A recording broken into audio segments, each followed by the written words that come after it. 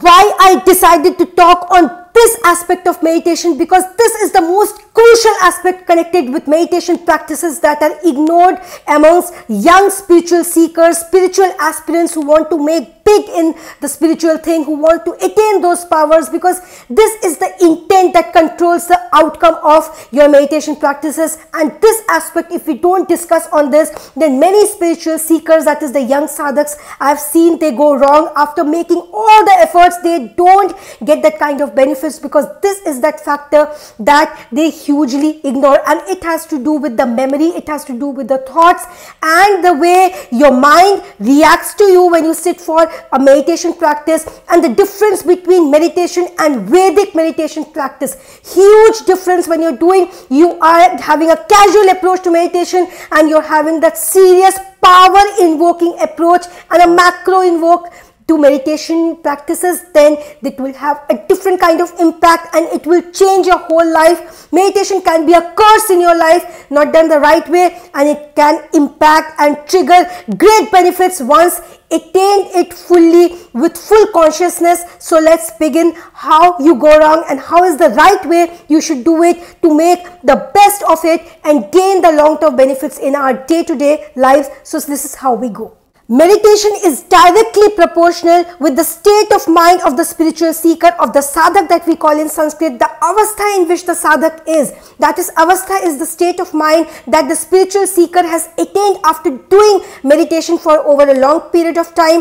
A sadhak who is a beginner, a spiritual seeker who is just a beginner, meditation practices will vary for him, and compared to those who has reached a particular level, who is in the middle stage of meditation, whose mind is at a state that is able to do certain meditation practices, and in comparison with that spiritual seeker, that sadhak who has been doing meditation for a long time now, that mind is now powerful enough to perform the higher levels of meditation practices. If a sadhak who is a beginner, if a spiritual seeker at the beginning stage performs certain meditation practices that are solely meant to be practiced by a spiritual seeker who has gained that experience, then meditation, instead of giving benefits, it will end up reducing your cognition level, cognition ability that you have, and it will help your state of mind in a big way, because it is the brain who is controlling all the cells of your body. And by meditation, there is a certain message, there is one message that the brain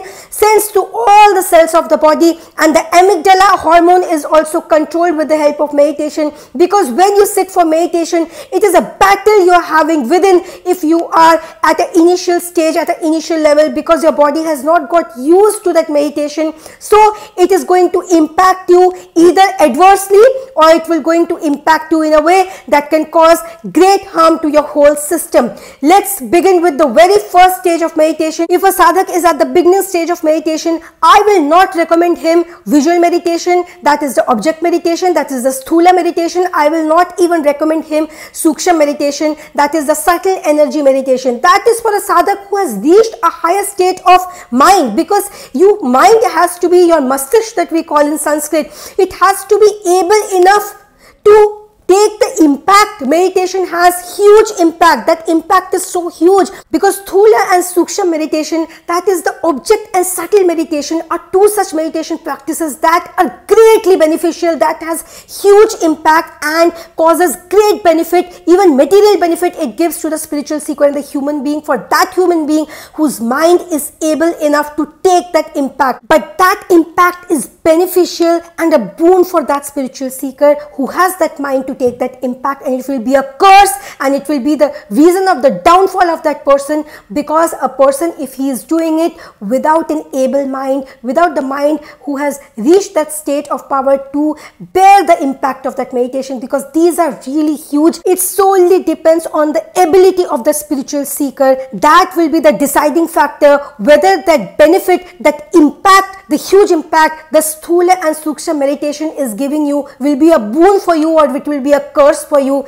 Because if you do it rightly and your mind is able enough to bear the huge impact of the Vedic meditation techniques, that's the Sthula meditation and the Sukshma meditation that you are applying, if you are able enough to bear the impact, that is the mind has inculcated certain kind of abilities that can take in that energy, then it will be a big boon for you, and great beneficence and the great benefits you will have out of it. You will attract abundance, you will attract happiness, attract the right relationships, attract the right life partner, attract right companions, attract right kind of friends, attract right kind of people in your life, attract everything that will have a positive impact on you. Otherwise, vice versa, if it is the opposite case, if your mind is not that powerful, if your mind is not capable enough to bear that power, because a powerful mind can bear a powerful impact, and a mind that is spiritually not that fit, a mind that is spiritually not heightened enough and that has not reached that stage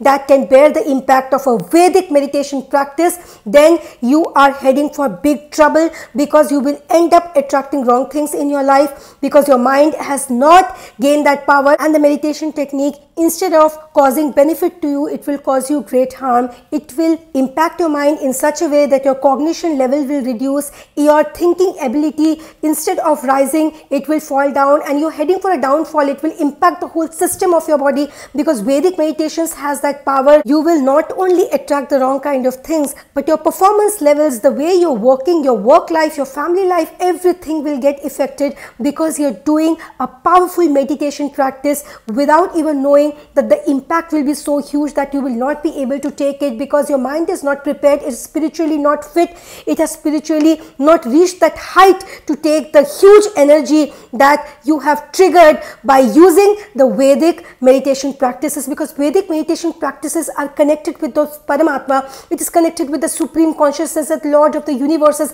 that cosmic power you are playing with. Because if you do it in a right way, you can make such amount of benefits in your life, you can attract so much of abundance in your life that our ancestors and yoga rishis have been doing it since years and years.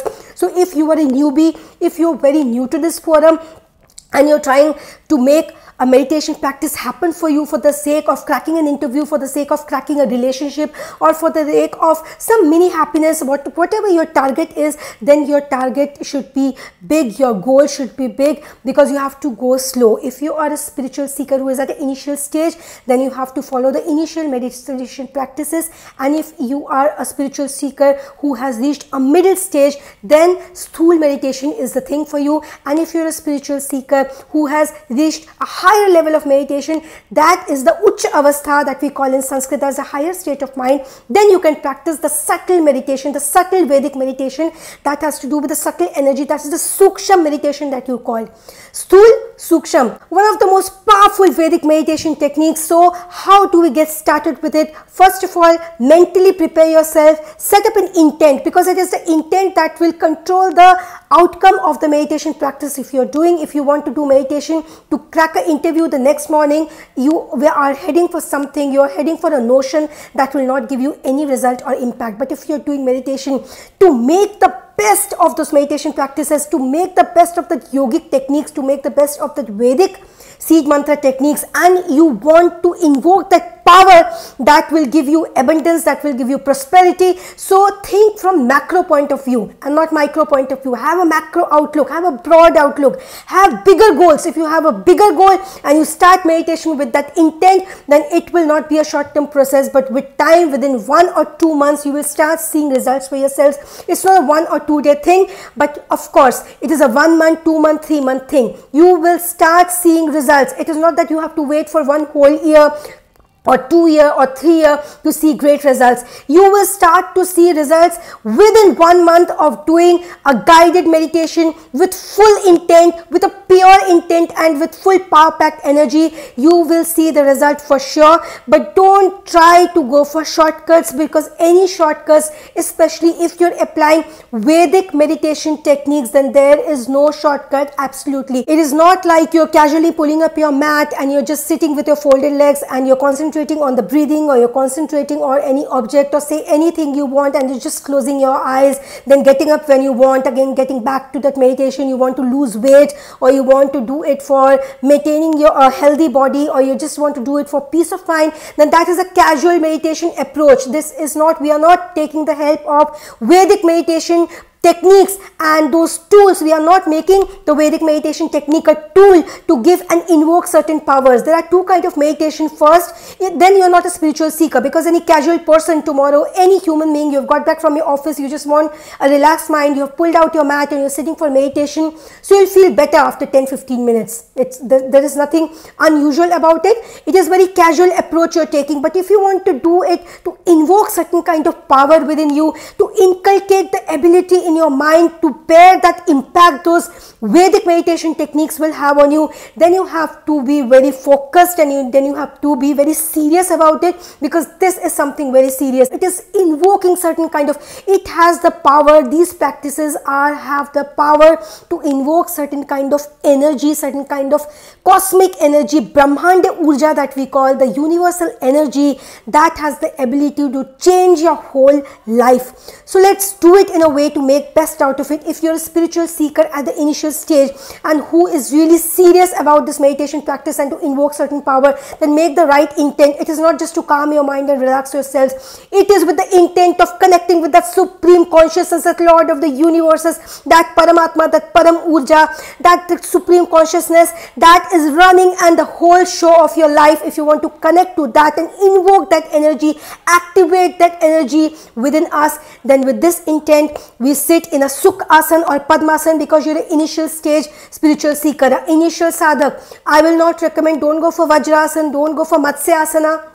Don't go for any such asana that involves a lot of physical strain or a physical involvement. Physically, you have to leave your body very, very loose and go for a very simple asana, alright, and take and choose an asana that will complement the comfort of your body. Okay, your back has to be straight. You're sitting in either Sukh Asana or Padma Asana, simply closing your eyes and playing with the thoughts, because the mind has an ability, the mind has a feature of playing with you, so you have to play back. You have to go on a playing mode with it. Alright, you don't have to get carried away with those thoughts. You don't even have to simply sit back and watch those thoughts. What you have to do is you have to watch the tendency of the thoughts, the pravarti of the thoughts, the characteristic of the thoughts, the way it is happening. Why I'm telling is because in mindful meditation, many spiritual seekers say that I'm doing watchful meditation, that I'm just watching my thoughts. When you only watch your thoughts, then thoughts after a point of time, the mind will see the normal thoughts are not provoking that person. So what do? It will bring back thoughts from those intense memories of your life, those intense situations that have had a big impact on you, that for say you've had a failed relationship or a very bad interview session or a big fight or some death of some close ones, you've lost some close one. Those memories that can disturb you greatly, the mind will now bring those memories to you. Why will it do that? Because it will see that normal thoughts are not affecting him. Now you will end up getting affected, which is very normal. Even if you think that I'm watching, but deep down your subconscious, your heart has started to cry, because when you're watching those memories, your heart will feel the pain that okay, I have to watch it, but you are reliving those memories. And when you relive those memories which your mind is intentionally making you do, then a meditation is not happening. Then a meditation is happening in a way that is causing deterioration in your life. And the whole amount of time, say 10-15 minutes or the half an hour that you have given to the meditation, that will trigger wrong kind of emotions within you, and your whole meditation will go wrong. So a spiritual seeker sadhak has to be mentally prepared that this is going to happen. So I now know, when I know something is going to happen, I will know how to play with it. I know my mind is playing with me, I will play back. Okay, and when I also play back, then those intense memories will also not impact me, and slowly they will get bored, because some energy, when it's not being able to trigger you, it's not being able to provoke you. It's a normal human tendency that the mind gets bored of something, it stops doing it.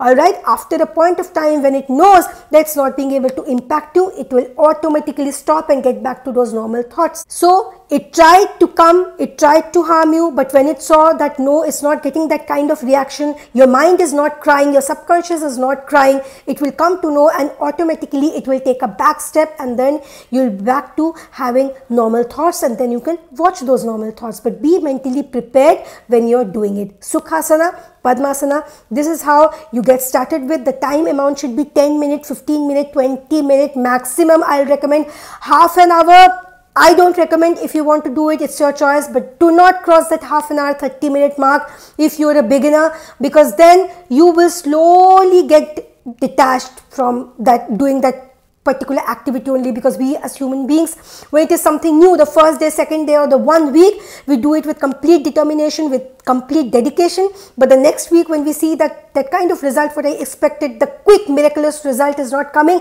then I'll stop doing it. It's better do it for 10-15 minutes, because it will take 1 whole month. It will take 30 days to give you that result.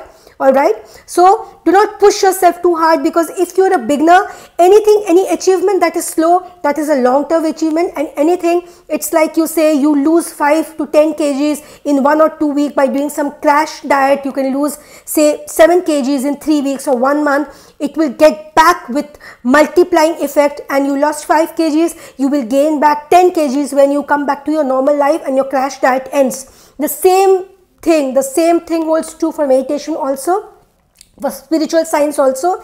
If you're doing something, do with the right intent and have a macro outlook towards it, and for sure you'll gain benefits. Bread, 41 days of life-changing experience, life-changing course. When there is no dependency, then I don't think slavery has anything to do with our lives. No dependency, no slavery, bread, 41 days of life-changing experience, life-changing course.